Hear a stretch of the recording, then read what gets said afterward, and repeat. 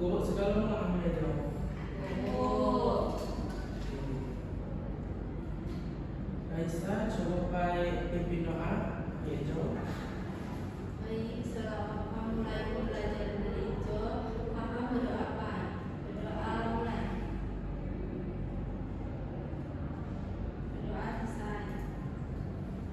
Terima kasih Raisa. Jadi pertemuan kali ejo absen payo. Ya, Pak. Nindi, Hadir. Dwi, Hai, Pak. Raisa. Hadir. Jadi minggu kemarin kami belajar tentang teks warahan si kami bapak jelaskan jangan mulai. Minggu ejo kami belajar tentang ngebaca warahan fabel. Nyusi warahan fabel itu masih pandai? Sekarang. Ya, coba Raisa. Fabel adalah cerita saya tokoh-tokoh ini binatang saya berperilaku juga manusia jauh mengandung pesan moral. Oke, terima kasih Raisa. Jadi warahan fabel itu ialah cerita tokoh-tokohnya ialah binatang atau hewan saya berperilaku seperti manusia saya mengandung pesan moral. Warahan hegemone pada dasarnya ialah cerita ataupun cerpen ataupun dapat meneh kisah-kisah selain dapat karang sayang dengan tokoh utamanya hewan seperti dongeng si kami ceritakan kepada adik-adik atau saudara-saudara uni. Ciri-ciri fabel ini coba Dwi dijelaskan ciri-ciri fabel ini kalau. Saya pertama tokoh utama ini yaitu binatang beda dengan manusia. Karena binatang itu dapat berbicara seperti manusia atau menggunakan kosakata seperti manusia. Terus ada pesan moral atau nasihat yang bisa diambil.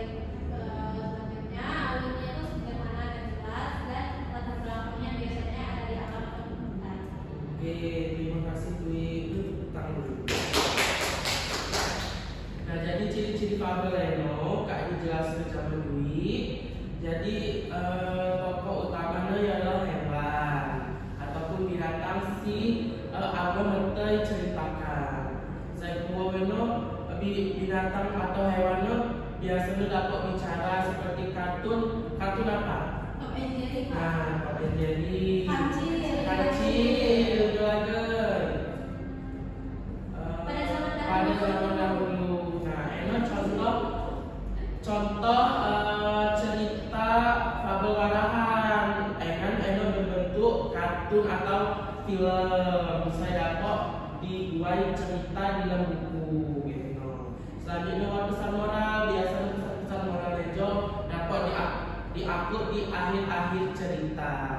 Alurnya sederhana yang jelas dan mengenai latar belakang latar pokno biasanya di alam atau hutan. Nah, aja contoh warahan. Coba paling kita coba judul warahan si di depan. Musang si Kang Anu.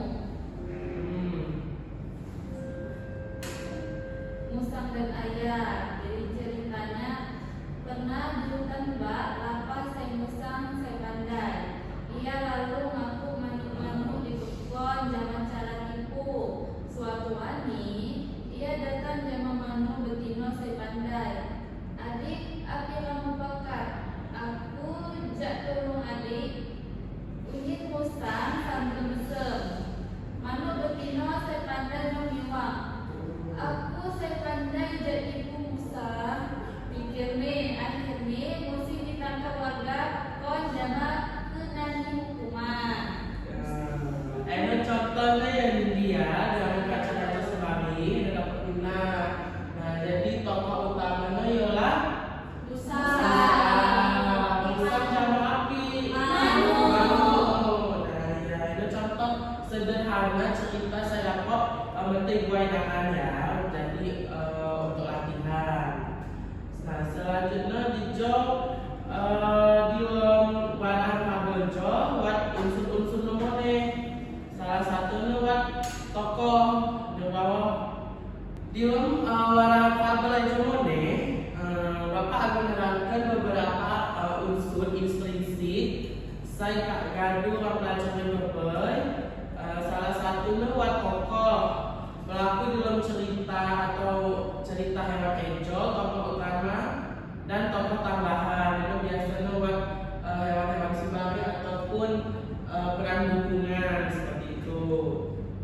kedua buat latar atau setting.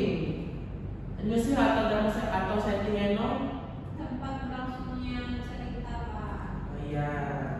Tempat berlangsungnya cerita biasanya latar pada cerita biasa. Contohnya si kancil yang bijak ini kan latarnya di kedau di hutan ya. Kalau film Nemo itu latarnya di kedau Di laut. Jadi waktu bedanya ya latar jamu tempatnya jadi suasananya berbeda. Saya kebawa buat watak atau perangai atau sifat tokoh biasanya baik, jahat, pemalas, rajin. Ini dapat nah secara jelas antara sifat-sifatnya ya. Saya kepak buat alur ejo perkenalan, masalah, klimaks atau penyelesaian. Biasanya cerita ejo sederhana, engan diguaina sesederhana mungkin, tetapi penjelasannya jelas seperti yang perkenalan, masalah ataupun penyelesaian masalah jak cerita eno. Jadi dibuat sesederhana mungkin gono ceritanya dapat berjalan sesuai alurnya.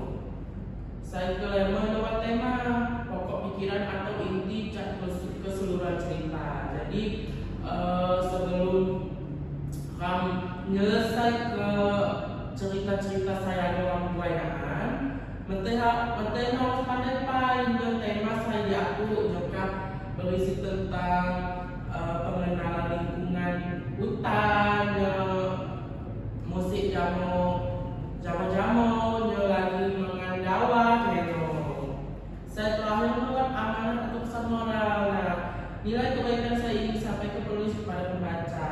Nah, jadi hanya cerita saya mengandung lelucon atau tawa, kan cerita zaman mengandung amanat dan pesan moral yang biasanya dapat dirangkum di ujung-ujung cerita atau di akhir cerita. Pandai? Nah, dicoba lewat cara membaca warahan fabel dengan baik.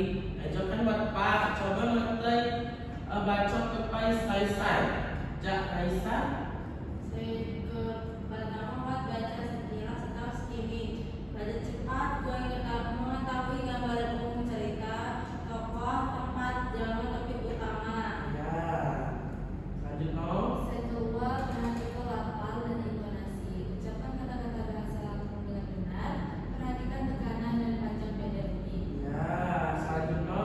Memahami kosakata baru, yaitu kendali kata yang belum dipahami, cari arti untuk mengatakannya kepada guru. Ya, selanjutnya yang terakhir Ejo, identifikasi pesan moral. Jadi setelah menteri membacaan si lalu bapak berikan tugas yang menteri dapat mendesak nilai kebaikan atau nasihat saya terkandung di lono nyusi nasihat saya ini sampaikan cerita eno ataupun menteri buat cerita dan menteri pandai nih nasihat dan mereka pesan lapor.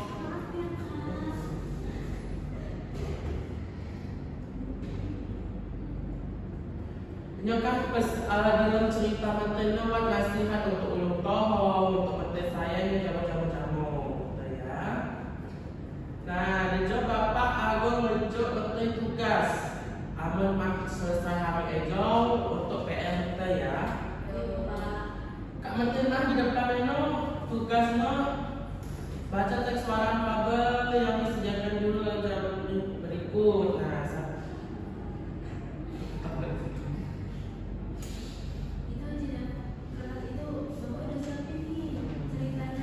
Nah, jadi Eco buat cerita atau cerita pendek saya ngadu bapak sepok jenong di ruangan guru.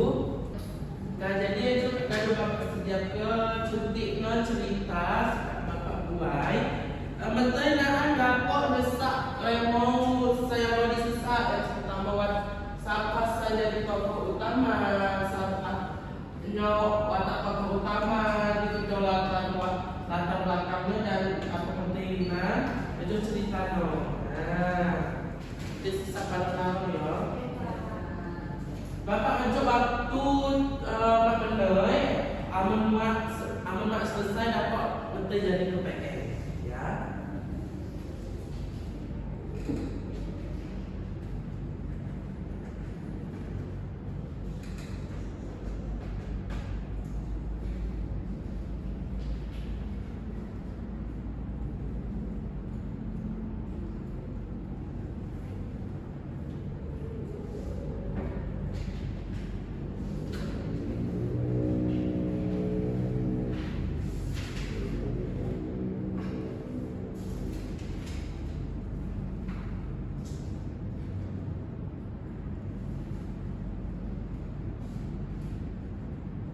Kadang Aku Pak.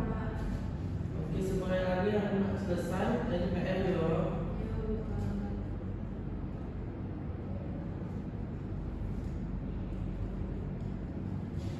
Oke, waktu Kak Gelek biar Kak bunyi.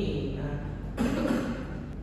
Kak selesai jadi tugas Zeno nanti jadi PR kawo.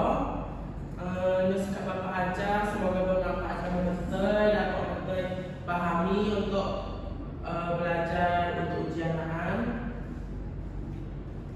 Terima kasih sudah Kak Gelek Guru. Nah, minggu depan Bapak tanya kelompok seperti Kak selesai. Ya Pak. Bapak ucapkan terima kasih. Wassalamualaikum.